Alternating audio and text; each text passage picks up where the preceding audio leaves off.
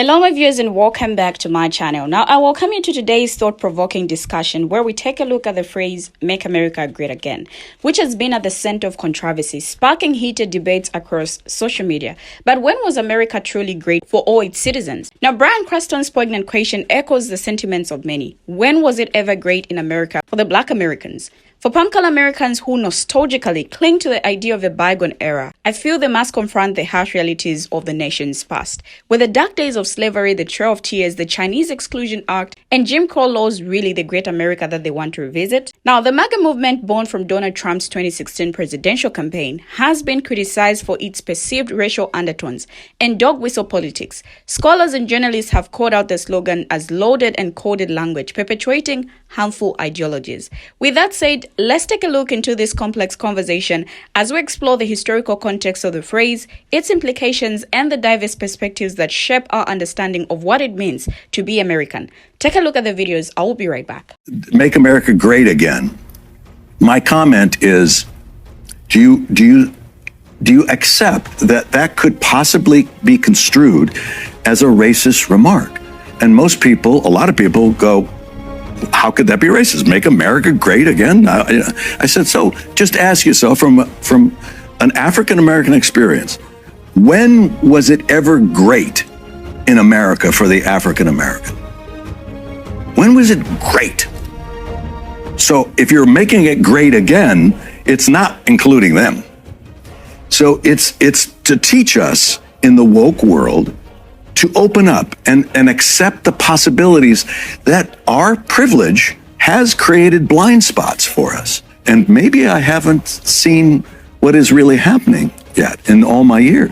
So Bryan Cranston has stirred up a lot of controversy recently on the internet with an interview highlighting something that a lot of places have studied for some time, talking about how the phrase "Make America Great Again" and other phrases similar tend to highlight the lack of empathy we're always seeing from the right, and their overall consistent inability to step outside of their own experience and acknowledge others. Because at its core, that is what empathy is, the ability to share someone else's feelings or experience by imagining what it would be like to be in that person's situation. Which is kind of the main reason I always say, I have some friends and acquaintances that are kind of on the right, but I would never date someone on the right because someone who has a lot of empathy is important to me in dating, and cue all of the crying boys who totally don't care in my comments. And the phrase itself, "Make America Great Again," perfectly embodies their utter lack of empathy. Because it brings up the great question that they can never seem to answer is, when was America great for absolutely everybody and not just straight white men is the catch. African Americans weren't even technically freed until 1869. They couldn't really all even vote, and not even voting safely at this point,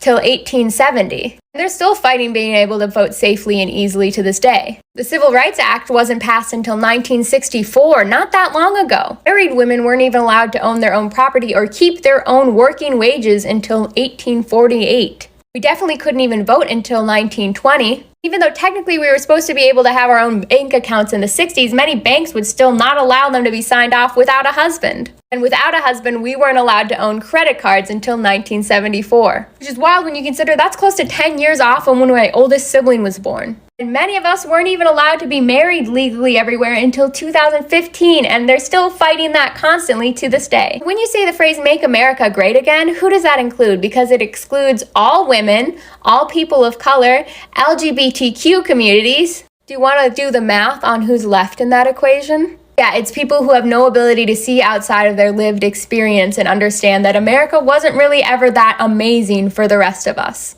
No, I want an answer to that, because that's your slogan, "Make America Great Again." When was America great for you? Okay, that is American great is our freedom. Freedom, your freedom, or all of our freedom? Everybody's freedom. Everybody's freedom. So yes. When was America great for all of us? When our forefathers, the ones that own people? No. Which ones? You have to look at the history. You got to look at the history. I am. I'm asking you. Which for? George Washington owned 300 people and went after a few of them for running away. They signed a constitution that made black people, enslaved black people, 3/5 of a human being. I don't think it was great then. If you're asking me, a black woman. Right, but you have to understand. What? Our history to get where we are today. And what's happening is our media. No, Jackie, because again, if you can't walk me through the greatness of America and how you want to restore it to a place where it was great before, your whole argument falls apart. So walk me through when America was great. Okay, so America has been great forever. Now, the problem is the people. For who, though? No, I can't wait, because you need to answer the question. And again, you call up, and I'm glad. Mississippi, I love the state. You're a Trump supporter, which, I want to get into, the reasons behind that. But it's all around this freedom thing and this greatness thing. And we need to settle on what that looks like for you and for me, and then for all of us, because if it's not going to be great for all of us, then it's not great for any of us, Jackie. Well, my question is, why don't you think it's great? Because I've grown up, and Okay. No. You answer my question first, please. Okay. So you're asking me when it was great. It's been great. It has been great. It has been great. So slavery was great. Trail of Tears was great. The Chinese Exclusion Act, great. The Japanese internment, great. That was great. Jim Crow was great. Back of the bus, colors only water fountains. Let me see. Brown versus Board of Ed. Oh, the throwing of tomatoes at little girls. A church with little girls in it. That was great. Of hundreds and thousands of black people burning down towns in the 1920s. The draft riots in New York because of people having to fight for freedom. Freedom is liberty is everything, right? Liberty is everything. That was a great America to you?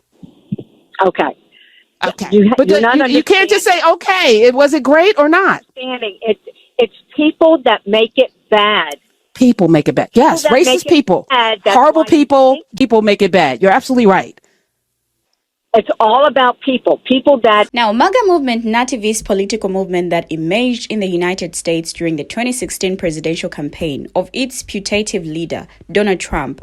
Its name is derived from Trump's 2016 campaign slogan, Make America Great Again, which became a rallying cry for many Trump supporters during his candidacy, presidency 2017 to 2021 and beyond. Now, the MAGA movement, often referred to simply as MAGA or Make America Great Again, was founded on the belief that the United States was once a great country but has lost this status owing to foreign influence, both within its borders via immigration and multiculturalism, and without via globalization or the increased integration of multiple national economies.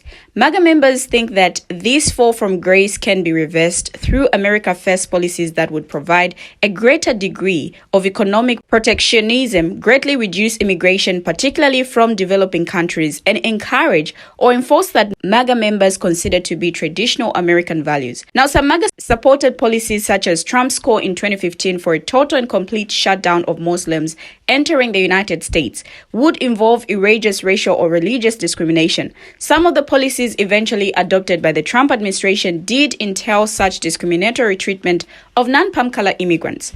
In addition to its political stances, the MAGA movement is known for its particularly combative character, which exemplifies the extreme partisanship of contemporary American politics. In keeping with that stance, controversial rhetoric has flourished within the movement, including messages that critics see as homophobic, sexist, or R to the cist, or as inciting violence. Now, the MAGA movement is also known for having an antagonistic relationship with mainstream news media, which are thought by a majority in the movement to be biased against MAGA views at best and to be lying on behalf of the movement's enemies at worst. Now, this belief has resulted in a vulnerability among MAGA members to false news stories and particularly far-fetched conspiracy theories circulated by MAGA-supporting media outlets and repeated by MAGA leaders. Examples include charges that Democratic former President Barack Obama is not a native-born U.S. citizen, that Democrats' immigration policies aim to replace palm color Americans with non-palm color immigrants, the replacement theory, that the 2020 presidential election was stolen from Trump by Democrats through massive voter fraud, and that the January 6, 2021 attack on the U.S. Capitol, in which a mob of Trump supporters attempted to halt Congress's certification of Democrat Joe Biden's victory in the 2020 presidential election, was actually staged by left-wing forces. Now, a variant of the phrase "Make America Great Again" was first popularized by Republican press Ronald Reagan, who used "Let's Make America Great Again" as one of several slogans for his 1980 presidential campaign. Now, Trump reportedly coined the phrase "Make America Great Again" in November 2012, just after Mitt Romney, the former Republican governor of Massachusetts, lost the 2012 presidential election to Obama. Now, Trump filed an application to trademark the slogan for the purpose of promoting public awareness of political issues and fundraising in the field of politics. He announced his campaign slogan on the same day that he declared his candidacy for the 2016 Republican presidential nomination, June 16, 2015. This date can be seen as the beginning of the Maga movement. Now, Trump's campaign quickly attracted strong support among conservative palm-color working-class voters. Trump's background as a businessman recommended itself to these Americans as a sign that he understood economics, and his lack of previous government service suggested that he was unstained by the corruption that they associated with Washington, D.C.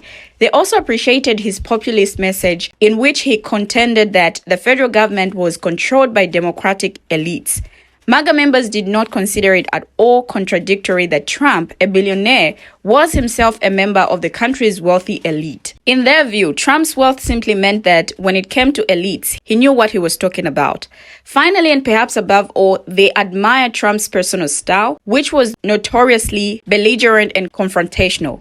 Trump's habit of bullying his opponents with personal insults and name-calling, as well as his regular boasting, encouraged Maga members to think of him as an ordinary person or regular guy, rather than as a conventional politician. Now, the question, when was America ever great for the African American, cuts to the heart of the Make America Great Again debate. Just like Bryan said, his words serve as a stark reminder that nostalgia for a bygone era often ignores the painful realities of America's past. For those who support the notion of making America great again, I feel it's important to confront the implications of their sentiment. Are they advocating for a return to slavery's brutal regime, the Trail of Tears, forced relocation and genocide, Jim Crow laws, systemic oppression, the Chinese Exclusion Acts, xenophobic discrimination? Now, these dark chapters in American history can never be considered great. The very idea of revisiting such periods is not only revisionist, but also harmful. I feel those who cling to the Maga slogan often fail to recognize the historical struggles and ongoing injustices faced by marginalized communities. We have finally come to the end of the video, but what do my viewers have to say? Share your thoughts, your contributions as well in the comment section, and let's have a conversation down there. Thank you for always watching, and see you in my next video.